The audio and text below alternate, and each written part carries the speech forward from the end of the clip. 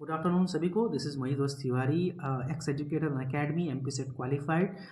मैं आप सभी से बात करने वाला हूँ चार्ल्स डिकिंस के बारे में, बिकॉज हमारे सामने वैकेंसीज बहुत सारी हैं। RPSC assistant professor, RPSC assistant professor Sanskrit education, and we have assistant professor vacancy in MP, and there is a vacancy of assistant professor coming in Himachal Pradesh. So we have lot of vacancies, and वहाँ पे Charles Dickens से आपको सवाल देखने को ही मिलेंगे, क्योंकि net के एग्जाम में 3 सवाल अभी दिसंबर के अटैम्प्ट में आ चुके हैं। तो we are going to talk about Charles Dickens only. देखिए, Charles Dickens as a writer when we are talk about, so he is one of the picturing writers of Victorian era. क्योंकि Victorian era को उन्होंने जिस तरह से represent करने की कोशिश की है, वैसा किसी ने भी नहीं किया। And he has done the picturisation of Victorian era in a very very great manner. चलिए, सो चार्ल्स डिकिंस के बारे में स्टार्ट करते हैं। उनका जन्म जो है वो 1812 में हुआ, 1870 में उनकी मृत्यु हुई। एंड उनकी जो लाइफ है वो बहुत डिफरेंट रही है, बहुत अलग रही है। और उनकी लाइफ में बहुत सारी चीज़ें जो ऐसी हैं वो हमें देखने को मिलती हैं। तो उनकी लाइफ के बारे में जानना बहुत ज़रूरी है। देखिए, 1812 में वो पैदा हुए। His father was a clerk in the navy office, and क्योंकि वो क्लर्क थे तो उनके पास कोई पैसा बहुत ज़्यादा नहीं था। He was not one of the richest persons, Charles Dickens के father. And because of that उनकी जो फैमिली है उनको उसकी वजह से सफ़र भी करना पड़ा था।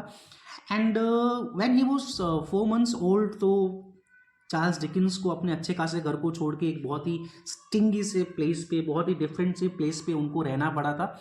And because of that he was not able to get a lot of good education. And important चीज़ ये भी है कि जब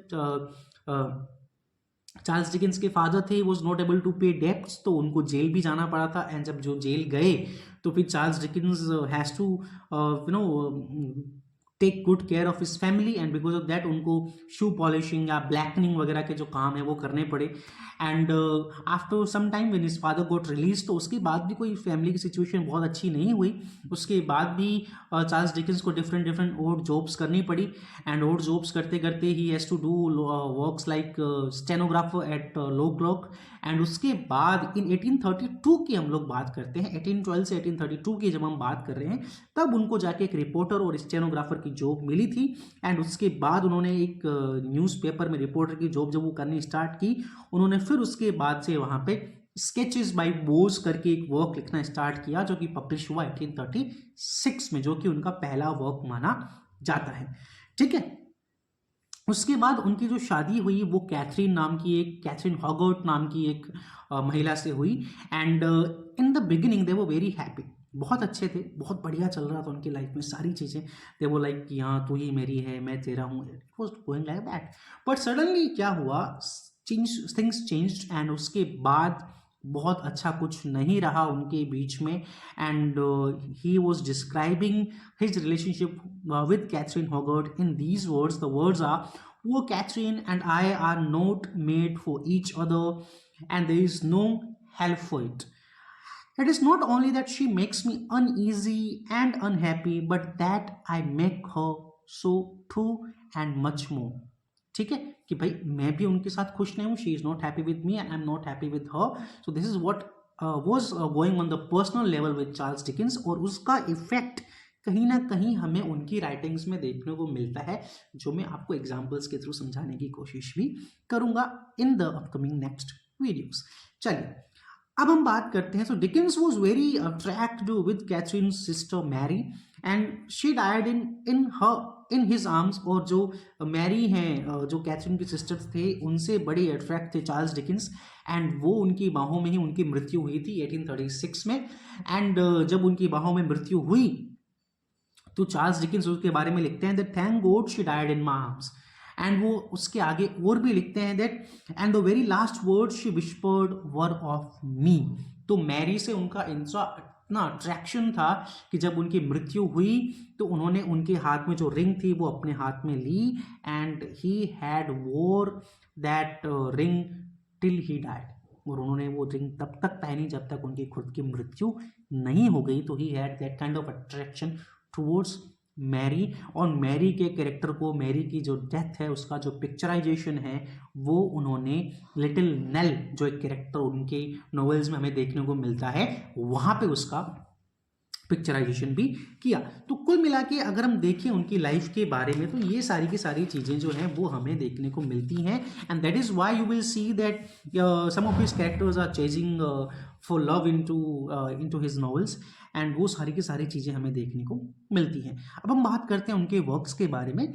सो the Pickwick Papers 1836 to 1837 is one of the finest works by him, and it is one of the first works.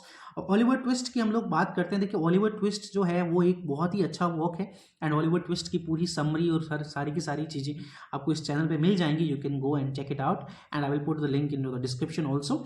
It was published in 1837 to 1839. Nicholas Nickleby 1838 to 1839. Old Curiosity Shop 1840 to 1841.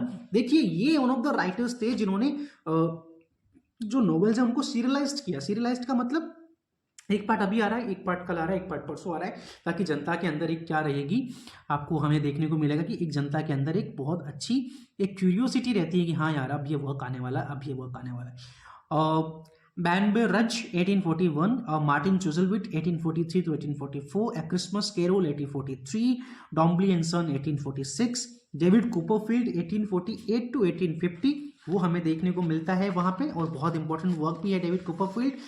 क्यों important word है? Because ये कहा जाता है कि उसमें एक character है डेविड कॉपरफील्ड में, mister Wilkins Micawber. Mister Wilkins Micawber जो है वो कहते हैं कि कहीं ना कहीं चार्ल्स डिकिंस के फादर का एग्जैक्ट रिप्रेजेंटेशन है इनटू द नोवेल।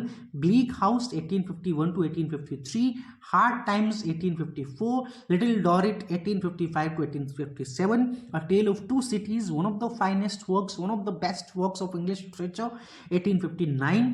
हम लोग इसके बारे में भी बात करेंगे आगे आने वाली वीडियोस में। Great expectations is a very important work 1860 to 1861, MPPSC assistant professor में ये वर्क अलग से दिया हुआ है, और इसको हम लोगों को अच्छे तरीके से पढ़ना भी है।